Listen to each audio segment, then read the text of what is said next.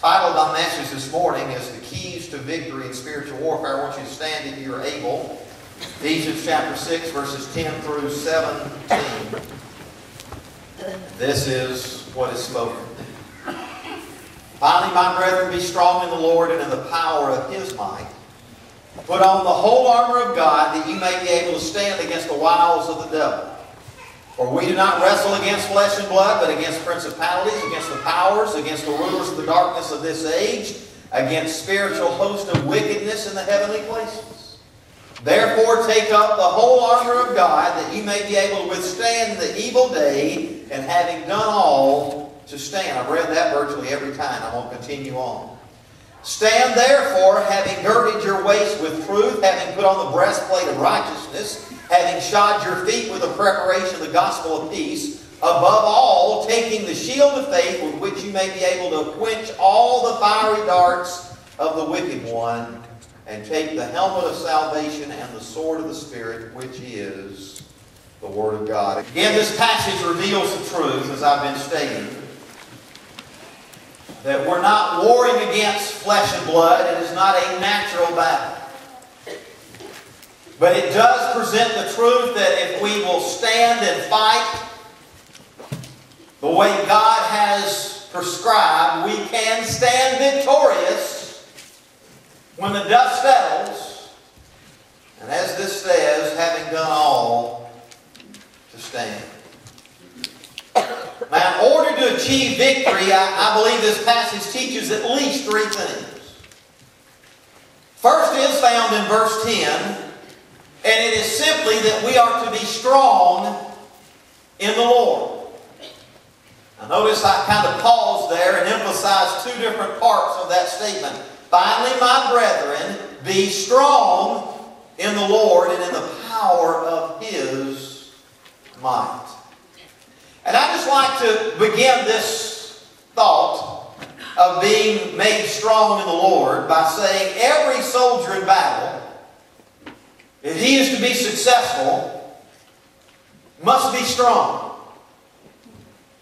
That is why, and again, I enjoy seeing all these documentaries that I watch on television. I've told them, sometimes watching a military channel and watching these programs called Making Marines, or the things on the Navy SEALs, or, just the Army Rangers or whatever. All the training that they go through.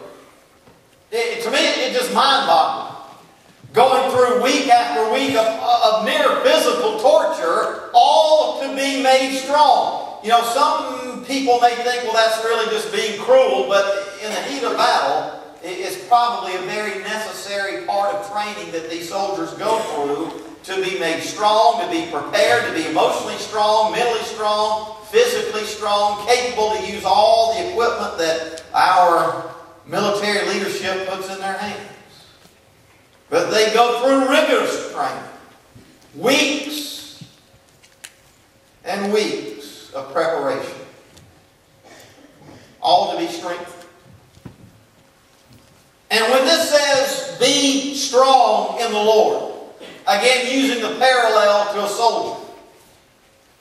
These soldiers go through this rigorous training to gain strength, that it's almost this now strength, mental, emotional, physical, technical, and all the skill that they're given. It's a state of being. They have to be strong and equipped and ready at all times, because they don't know when the battle is going to be brought to them. Now sometimes we take the battle to other people when necessary. But I even think now of our soldiers in Afghanistan, especially those in Iraq. Most of our military casualties now come not because our soldiers have been sent from point A to point B. This is especially true in Iraq. And they're engaging in some major offensive, though at times they do that. Most of our casualties are there just because they're at they're driving down the road, a roadside bomb goes off, or they're there at some checkpoint and snipers begin to open fire. They're attacked. They don't know when the attack is coming. So they have to be in a state of readiness at all times.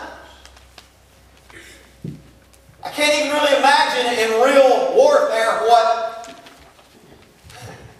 that emotional state and intellectual, psychological readiness, what it must be. To know at any moment, any time, the bullets can start flying, the bombs can start going off, and you've got to be ready in an instant to react. That's what modern warfare is for our brave soldiers that I admire more than I can say. But such is also the case in spiritual war. We don't always know when the attack is coming. Now, I can almost tell you it's going to come for me on Sunday morning, says I'm getting ready to come to church, but that's another thing to be said. But honestly, sometimes I think Satan attacks when we begin to relax, when we least expect it, when we're taking our ease. I think of King David. I've used this illustration, I'm sure, many times. But King David, who had fought through so many battles, who God had seen him through so much, keeping his life preserved as Saul tried to take it as a young man. Finally, he does assume the kingship of all of Israel. Power is secure. He's no longer running for his life. In his previous years, he had seen and led his forces into many, many, many victorious battles. But now he's king. The years are starting to pass.